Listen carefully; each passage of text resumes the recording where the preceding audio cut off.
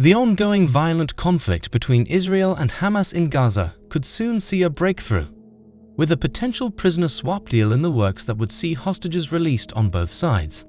I'm going to break down the latest details on these negotiations and what it could mean for ending the humanitarian crisis. The conflict between Israel and Palestinians has been going on for decades. But tensions escalated even further on October 7th, when Hamas militants infiltrated and killed over 1,400 Israelis and abducted over 200 civilians, including children and women, taking them back to underground bunkers in Gaza. Israel launched airstrikes and ground operations with the stated goals of stopping Hamas rocket attacks and rescuing the hostages. But so far, little progress has been made on the hostage situation, leading to growing frustration within Israel. In Hamas-run Gaza, the health ministry said as at the date of this video that the Palestinian death in the coastal strip toll has surpassed 11,000 people. The humanitarian situation in Gaza is worsening every day. There is a severe shortage of food, clean water, medical care, fuel, shelter, and safety, with more than half the population displaced as they move to the south of Gaza in a bid to flee the violence. Now, a source involved in the negotiations tells Israeli media that a deal could be just days away. The potential agreement would see Hamas release an undetermined number of Israeli civilian hostages, likely a few dozen, in exchange for Israel releasing Palestinian female and teenage prisoners held in Israel. This kind of prisoner exchange would help both sides save face and claim some victory during a bloody conflict that the international community desperately wants to resolve. A US official has confirmed these talks are happening and said the deal could involve Hamas releasing 80 women and children abducted into Gaza, in return for Palestinian teenage girls and children held in Israeli prisons. The US is getting involved behind the scenes to broker an end to the violence. President Biden is even sending his senior Middle East advisor to the region this week to assist with negotiations. According to reports, the Biden administration has expressed concerns over Israel's military conduct in Gaza and the impact on civilians. Communication between US and Israeli officials has become tense. The US likely wants to avoid a scenario where the conflict escalates and expands beyond Gaza, which became an alarming possibility when Hezbollah militants in Lebanon fired rockets into Israel over the weekend as a show of support for Hamas. Of course, there are still significant hurdles before any deal is finalized. The Hamas prisoner release talks were suspended at one point due to Israel conducting military strikes near the Al-Shifa hospital in Gaza. Hamas saw this as a violation of understanding around safe zones for humanitarian reasons.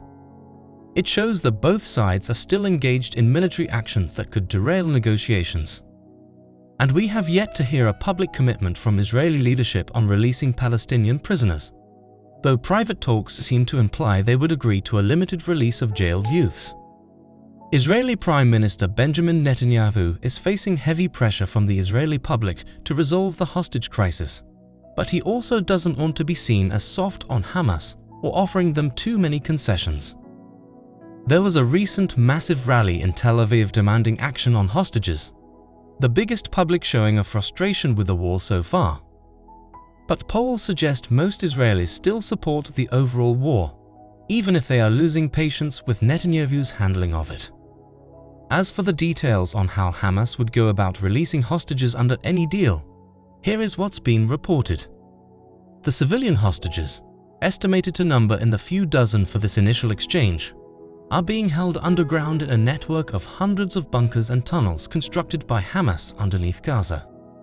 Hamas would have to organize transport of the hostages from wherever they are being held, up to the surface and into waiting vehicles.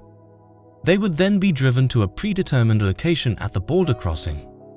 Israeli officials would need to have representatives present to verify the identities of those being released and ensure no Hamas militants slip through posing as hostages. That handover would happen on the Gaza side of the border. Then the Palestinian prisoners held in Israeli jails would also need to be transported to a border crossing point, most likely the Erez crossing in the north. Egyptian mediators would likely assist with overseeing the coordinated exchange and shuttling the two groups across the border. We can expect heavy security on both sides during the transfer process. Once the swap is completed, Egypt or the US would announce the deal publicly, and both Israel and Hamas would claim victory for striking an agreement to get their people back home. Of course, this initial limited exchange likely won't lead to a full ceasefire on its own. Israel maintains its goal is the destruction of Hamas's military capabilities. But it would represent a major de-escalation and could open the door for more comprehensive negotiations. No doubt there will be controversy around Israel releasing convicted Palestinian militants, even if they are teenagers.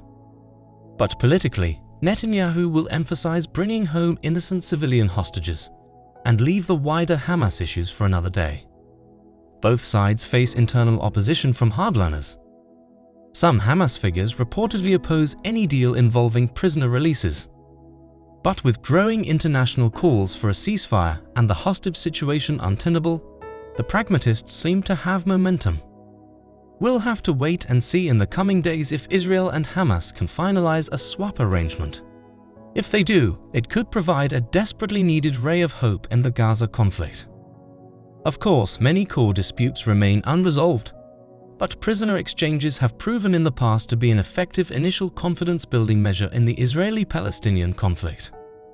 This potential Israel-Hamas deal represents real diplomatic progress, even if only incremental, in a situation that a few weeks ago appeared to be spiraling out of control into perpetual violence and turmoil. We can only hope these talks succeed and lead to a reprieve from the bloodshed. I'll be sure to keep you updated here on the channel as the negotiations progress.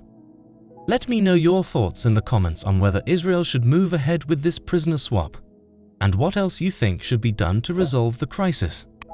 Don't forget to like, subscribe, and share if you found this helpful.